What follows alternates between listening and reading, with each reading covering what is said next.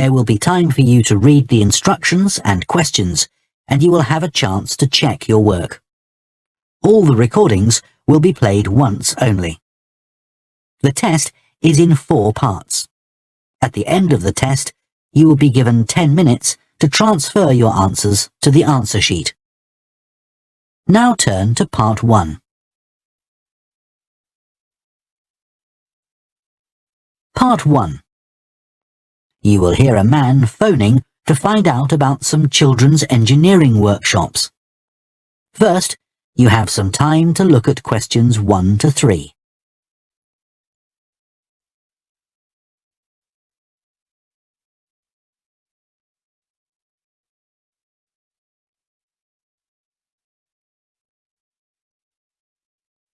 Now listen carefully and answer questions 1 to 3. Hello, Children's Engineering Workshops. Oh, hello. I wanted some information about the workshops in the school holidays. Sure. I have 2 daughters who are interested. The younger one's Lydia. She's 4. Do you take children as young as that? Yes, our Tiny Engineers Workshop is for 4 to 5-year-olds. What sorts of activities do they do? All sorts. For example, they work together to design a special cover that goes round an egg, so that when it's inside, they can drop it from a height and it doesn't break. Well, sometimes it does break, but that's part of the fun. Right. And Lydia loves building things. Is there any opportunity for her to do that? Well, they have a competition to see who can make the highest tower. You'd be amazed how high they can go. Right. But they're learning all the time as well as having fun. For example, one thing they do is to design and build a car that's attached to a balloon, and the force of the air in that actually powers the car and makes it move along. They go really fast too. Okay, well, all this sounds perfect. Before you hear the rest of the conversation, you have some time to look at questions 4 to 10.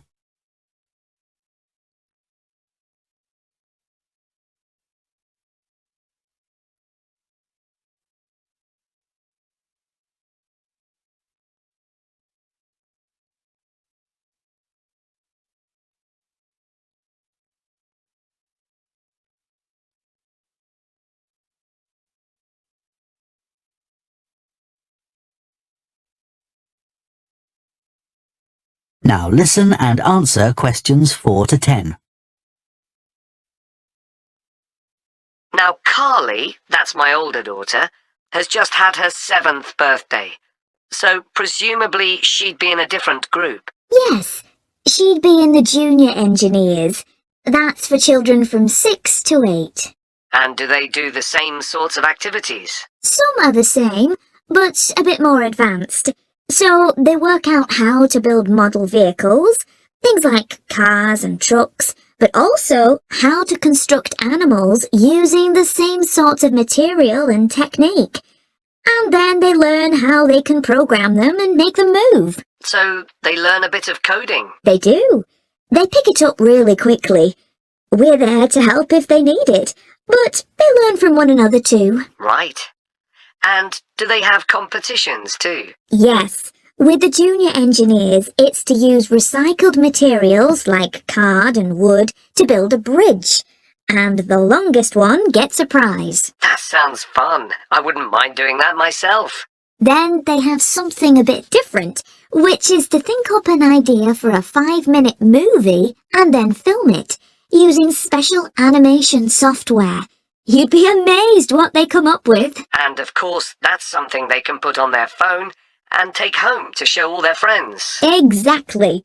And then they also build a robot in the shape of a human, and they decorate it and program it so that it can move its arms and legs. Perfect.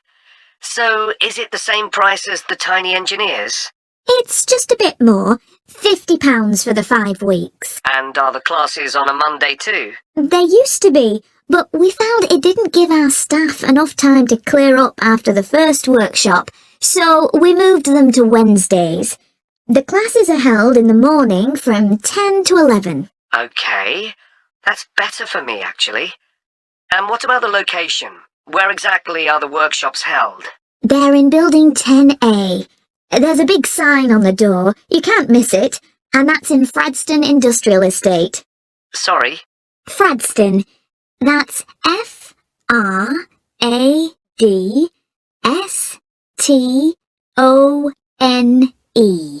And that's in Grassford, isn't it? Yes, up past the station. And will I have any parking problems there? No, there's always plenty available. So, would you like to enroll Lydia and Carly now? Okay. So, can I have your full name and... That is the end of part 1. You now have half a minute to check your answers to part 1.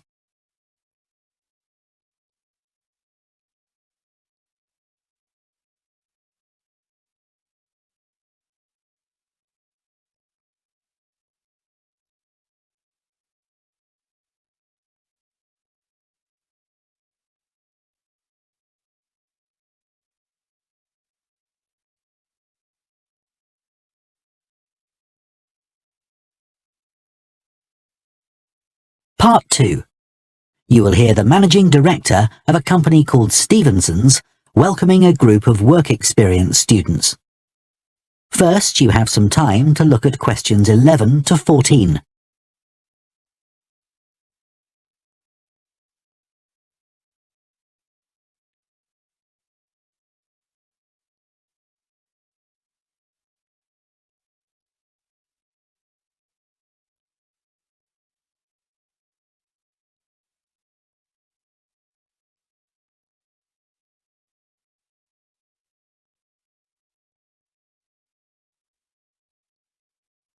Now listen carefully and answer questions 11 to 14.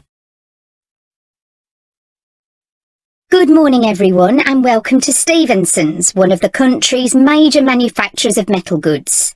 Thank you for choosing us for your 2 weeks of work experience. My name is Julia Simmons and since the beginning of this year I've been the managing director. Stevenson's is quite an old company. Like me, the founder, Ronald Stevenson, went into the steel industry when he left school. That was in 1923. He set up this company when he finished his apprenticeship in 1926, although he actually started making plans 2 years earlier in 1924. He was a very determined young man. Stevenson's long-term plan was to manufacture components for the machine tools industry, although in fact that never came about, and for the automotive industry, that is cars and lorries. However, there was a delay of 5 years before that happened, because shortly before the company went into production, Stevenson was given the opportunity to make goods for hospitals and other players in the healthcare industry. So that's what we did for the first 5 years. Over the years, we've expanded the premises considerably. We were lucky that the site is big enough, so moving to a new location has never been necessary. However, the layout is far from ideal for modern machinery and production methods, so we intend to carry out major refurbishment of this site over the next 5 years. I'd better give you some idea of what you'll be doing during your 2 weeks with us, so you know what to expect. Most mornings you'll have a presentation from one of the managers to learn about their department, starting this morning with research and development. And you'll all spend some time in each department, observing what's going on and talking to people, as long as you don't stop them from doing their work altogether. In the past, a teacher from your school has come in at the end of each week to find out how the group were getting on, but your school isn't able to arrange that this year. Before you hear the rest of the talk, you have some time to look at questions 15 to 20.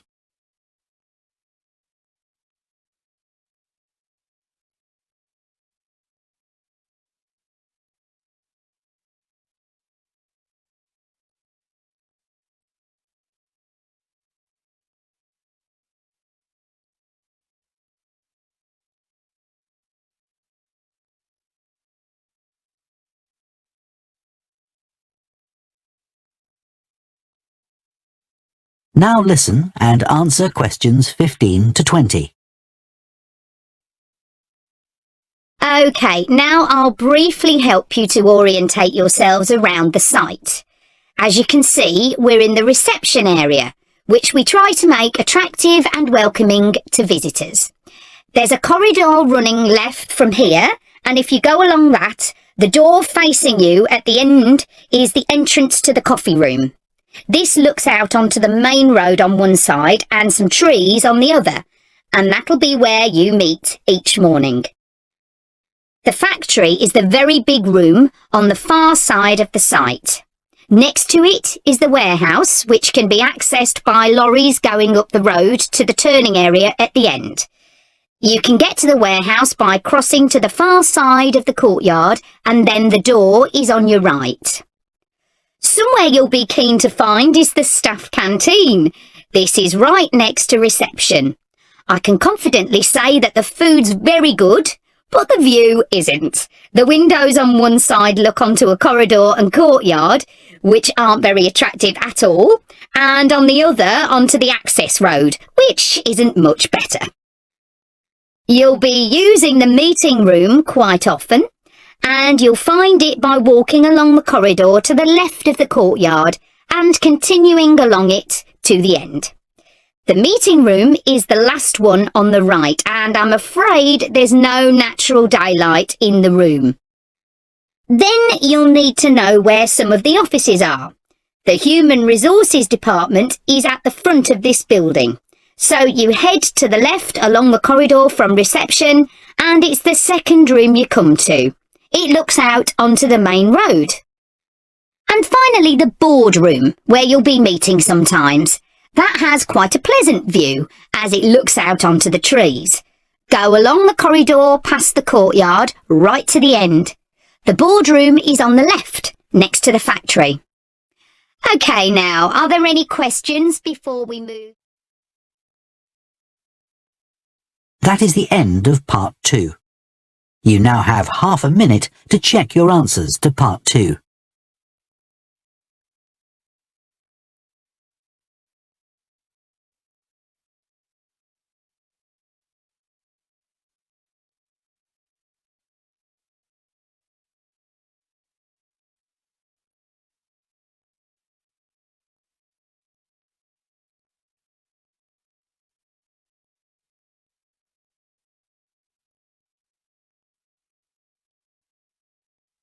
Part 3.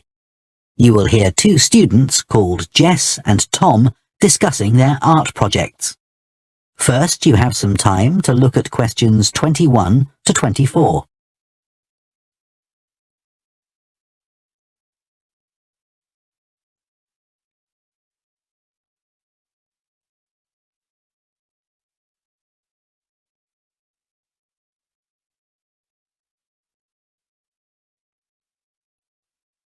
Now listen carefully and answer questions 21 to 24. How are you getting on with your art project, Tom? Okay. They gave us the theme of birds to base our project on, and I'm not really all that interested in wildlife, but I'm starting to get into it. I've pretty well finished the introductory stage. So have I.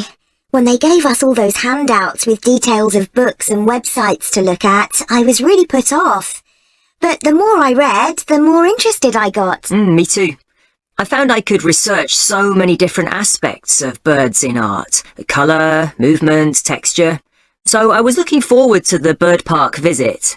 What a letdown. It poured with rain and we hardly saw a single bird. Much less use than the trip to the Natural History Museum. Yeah. I liked all the stuff about evolution there. The workshop sessions with Dr. Fletcher were good too, especially the brainstorming sessions. I missed those because I was ill. I wish we could have seen the projects last year's students did. I suppose they want us to do our own thing, not copy. Have you drafted your proposal yet? Yes, but I haven't handed it in. I need to amend some parts. I've realised the notes from my research are almost all just descriptions. I haven't actually evaluated anything, so I'll have to fix that. Oh, I didn't know we had to do that. I'll have to look at that too. Did you do a timeline for the project? Yes, and a mind map. Yeah, so did I. I quite enjoyed that. But it was hard having to explain the basis for my decisions in my action plan. What? You know, give a rationale. I didn't realise we had to do that. Okay, I can add it now. And I've done the video diary presentation and worked out what I want my outcome to be in the project. Someone told me it's best not to be too precise about your actual outcome at this stage, so you have more scope to explore your ideas later on. So I'm going to go back to my proposal to make it a bit more vague. Really? Okay, I'll change that too then. Before you hear the rest of the discussion, you have some time to look at questions 25 to 30.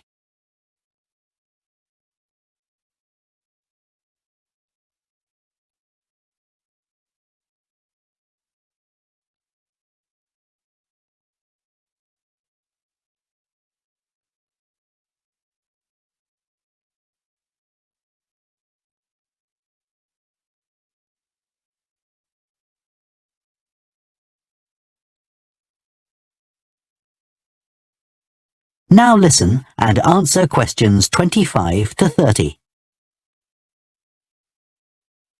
One part of the project I'm unsure about is where we choose some paintings of birds and say what they mean to us. Like, I chose a painting of a falcon by Landseer.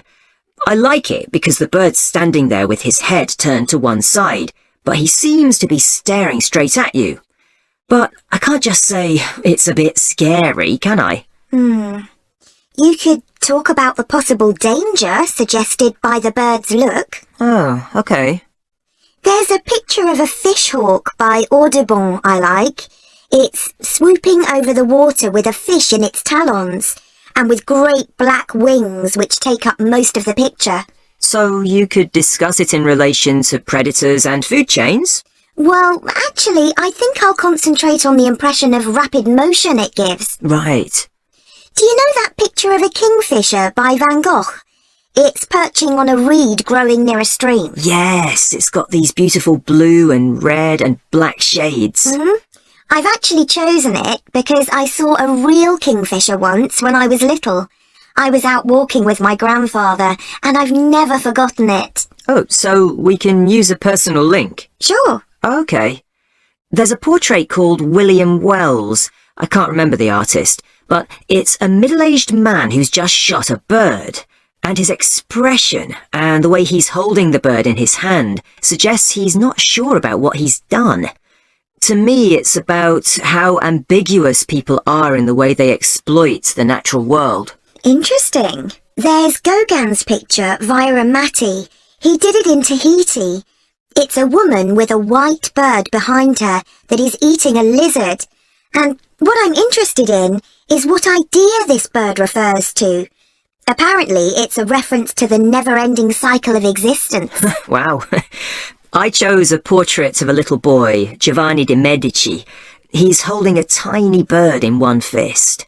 I like the way he's holding it carefully so he doesn't hurt it. Oh, right. That is the end of part 3.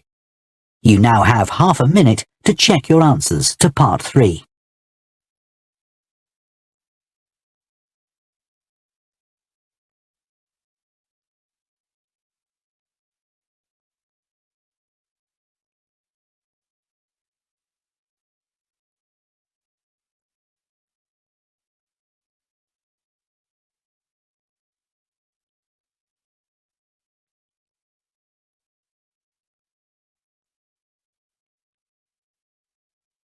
Part 4.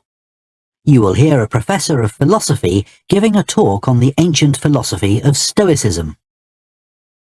First, you have some time to look at questions 31 to 40.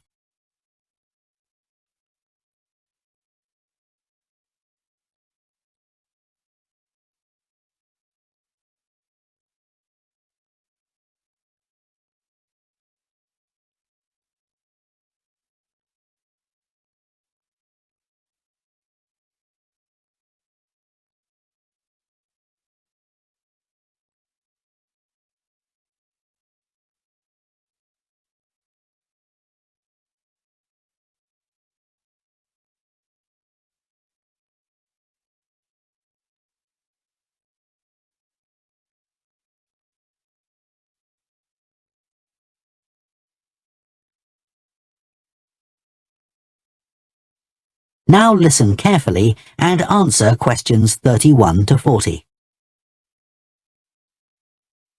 Ancient philosophy is not just about talking or lecturing, or even reading long, dense books.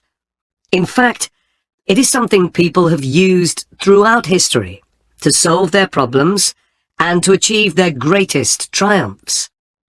Specifically, I am referring to Stoicism, which in my opinion is the most practical of all philosophies and therefore the most appealing.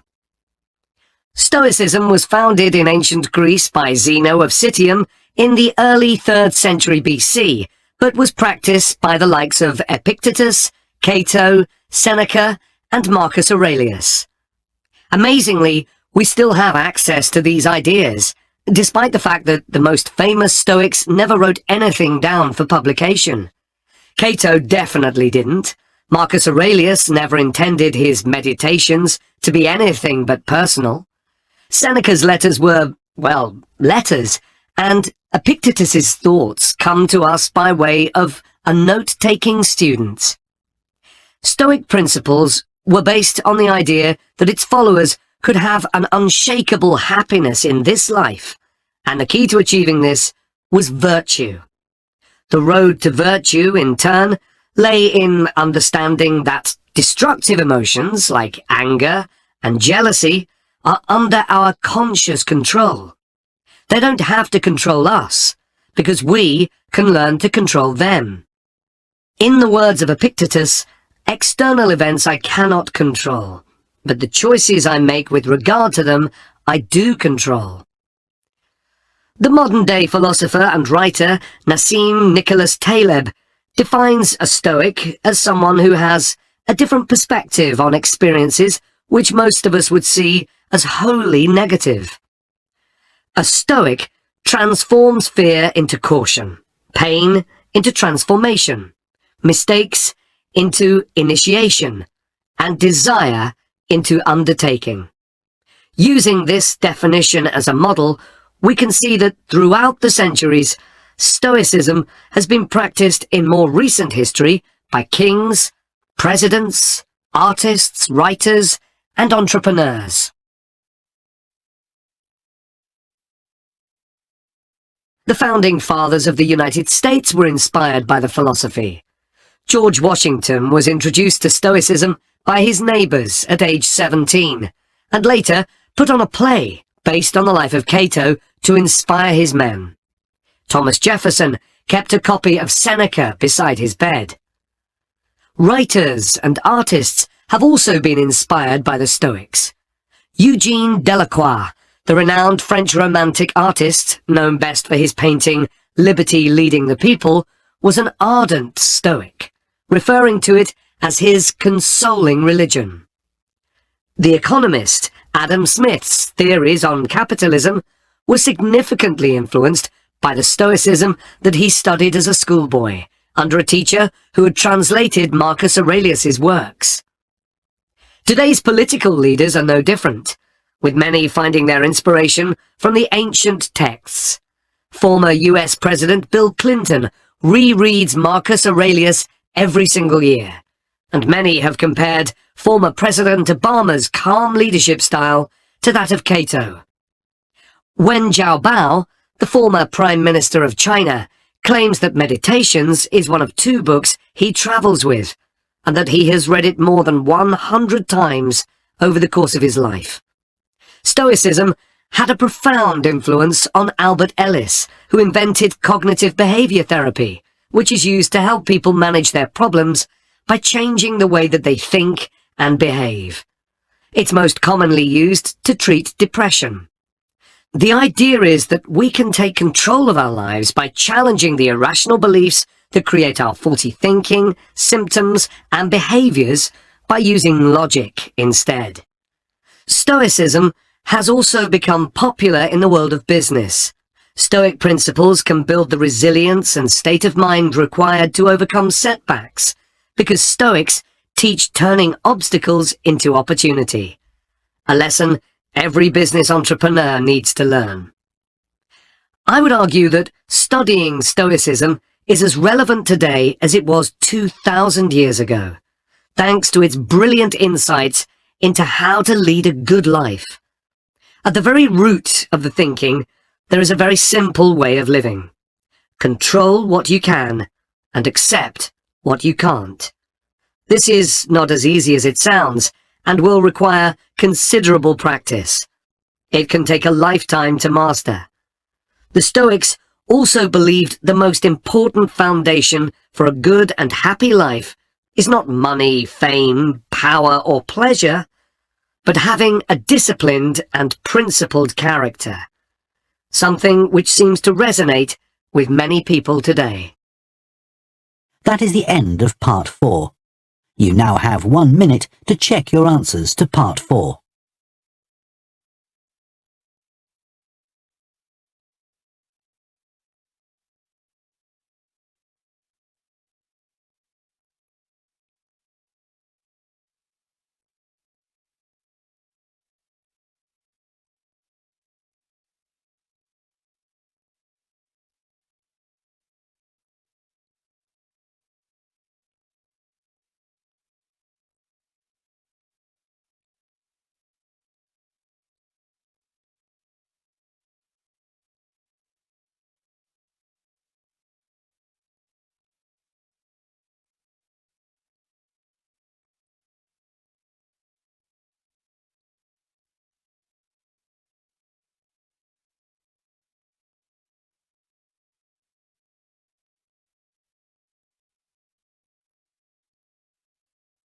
That is the end of the listening test. In the Ielts test, you would now have 10 minutes to transfer your answers to the answer sheet.